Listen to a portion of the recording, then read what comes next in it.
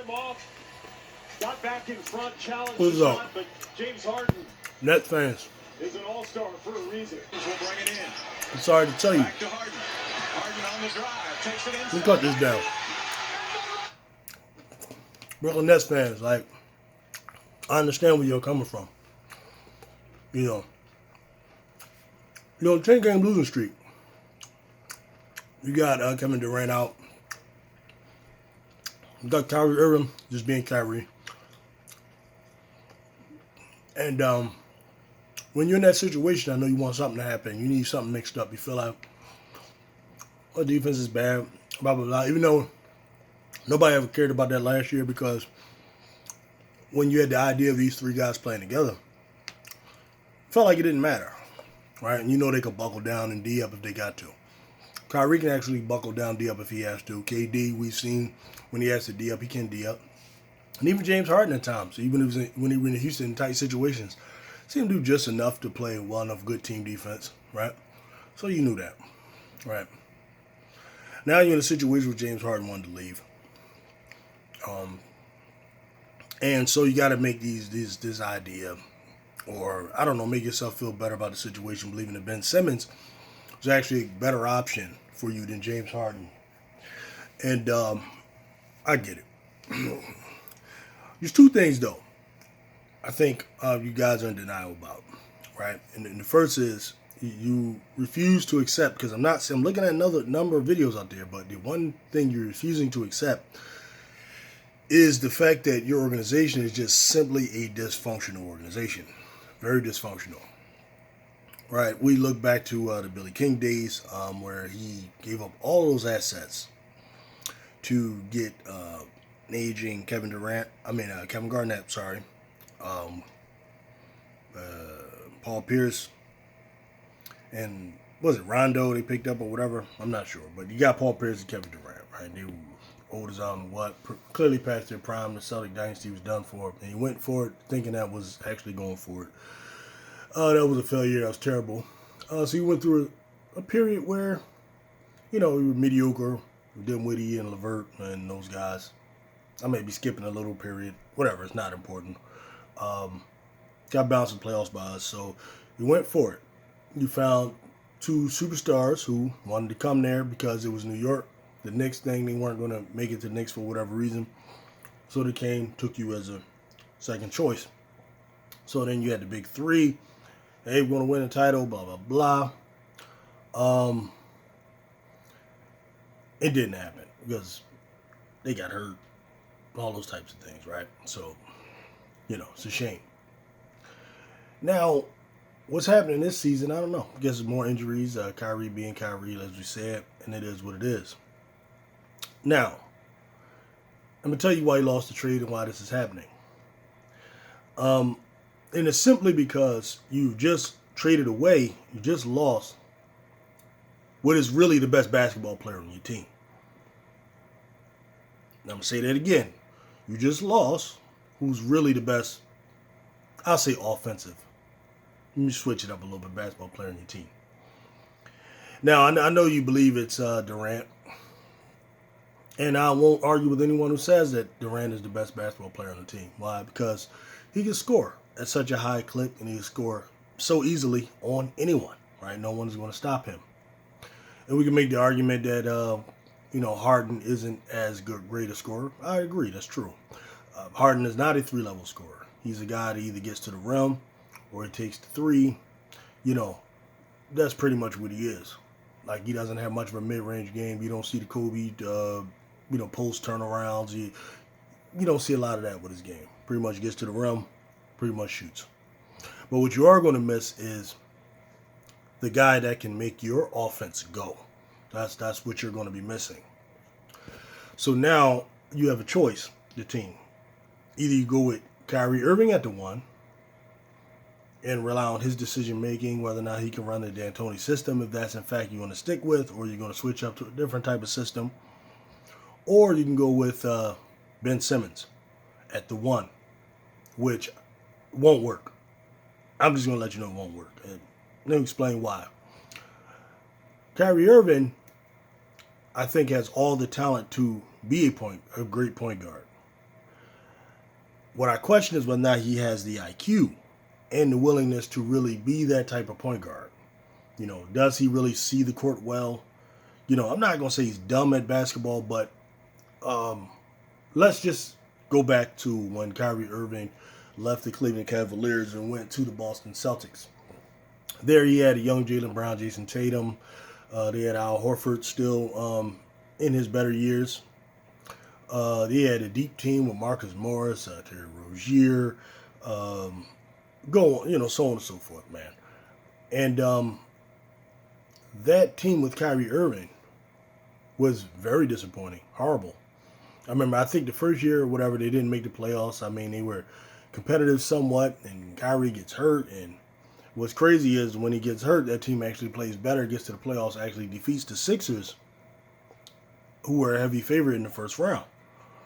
This was without Kyrie Irving. When Kyrie Irving was in there, they had a higher losing percentage than when he wasn't. And many will wonder why. Well, it's because Kyrie Irving is probably one of, if not the best, one-on-one basketball players in the league. I believe if you put Kyrie Irving in a one-on-one, going to 10, against most players in the league, he'll probably beat them, even guys that are bigger than him. I would venture to believe he'd probably destroy James Harden in one-on-one. Because, one-on-one players, man, really, they just need moves, handles, post moves, which Kyrie actually has for a guy his size, stops, jump stops, and all of that kind of stuff. And Kyrie will probably tear Harden a new one in a one-on-one game.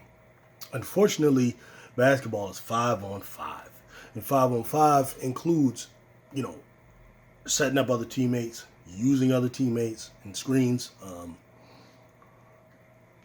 reading where they're going, looking for cutters, all of those different things that comes with 5-on-5 basketball.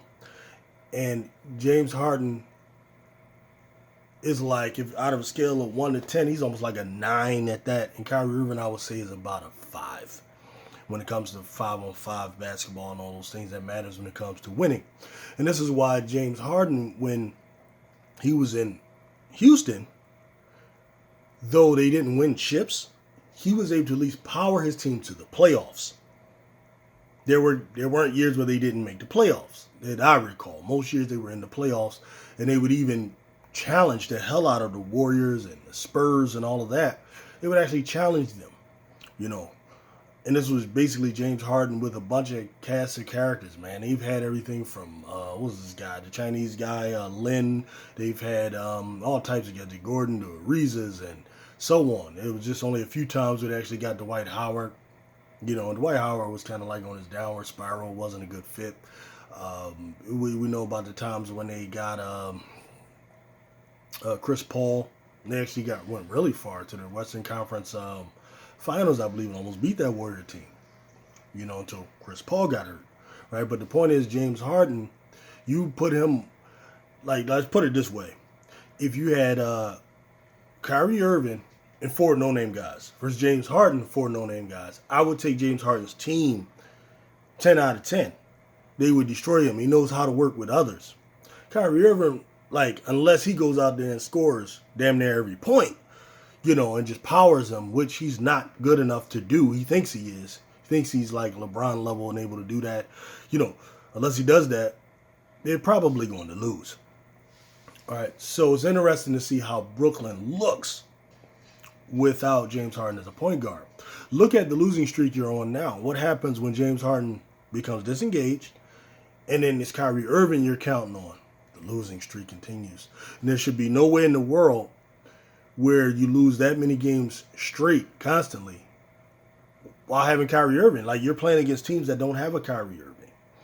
You understand what I'm saying? Whereas when I remember playing the Brooklyn Nets last year with a fully loaded 76ers team with Ben Simmons and everything, and both Kyrie and Kevin Durant were out, and we were playing against James Harden, and we won the game, but it was a hard-fought game down to the end. James Harden gave us everything we could handle. I remember that. And then I've also watched Brooklyn Nets without Harden and with just Kyrie. You understand? And it's not the same. The Cavs with Kyrie, when he was alone, would get blown out. James Harden is a better basketball player than Kyrie Irving, period. I would be afraid if we had swapped Ben for Kyrie and had to face Harden and Durant and Ben Simmons.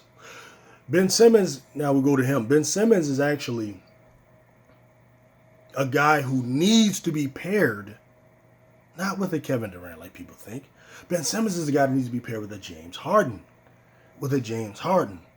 Right? People thinking, his passing is his main thing. Ben Simmons, let me tell you something. Ben Simmons will never be a great passer that averages over 10 assists or anything like that until he attempts to shoot the ball. Simply because he'll never be able to implement a pick and roll. Because if Ben Simmons is sitting at the top of the key with the basketball, he can have his cutters, he can have his slash, he can have his roller come over, set a screen for him, but no one's going to walk up and stick Ben that far.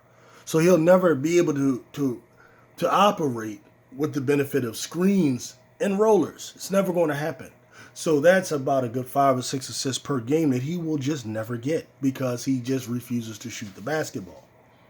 So, however, had he been paired up with a James Harden, Ben Simmons could be a screen setter.